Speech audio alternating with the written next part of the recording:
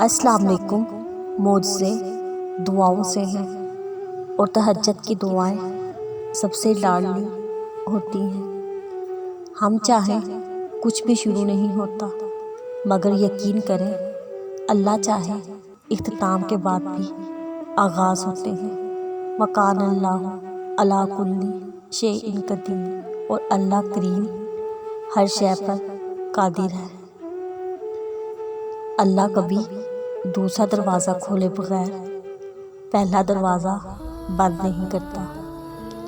دنیا کو چاہنے والا بکھر جاتا ہے، اللہ کو چاہنے والا نکھر جاتا ہے۔ جن کا بھروسہ اللہ پر ہوتا ہے ان کو کامیابی کی منزل ضرور ملتی ہے۔ کسی کو فوراً مل جاتی ہے، کسی کو دیر میں۔ یک طرفہ محبت صرف خدا نبھا سکتا ہے۔ بندہ تھک جاتا ہے، ہار جاتا ہے، سہ نہیں پاتا۔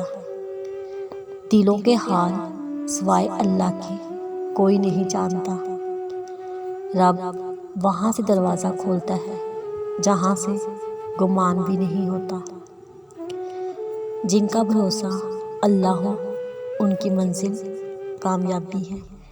اللہ تعالیٰ کو زبان اور دل کا سخت ہونا پسند نہیں، اس لیے دونوں میں ہڈی نہیں۔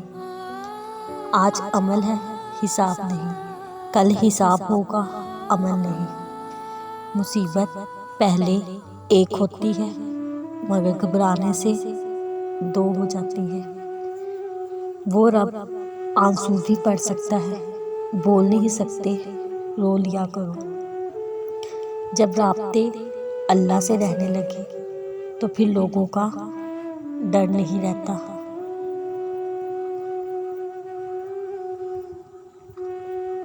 سورۃ الم نشرح کی یہ آیت مجھے بہت پسند ہے۔ ایسے لگتا ہے جیسے اللہ اس آیت پہ اپنے بندے کو حوصلہ دے رہا ہو۔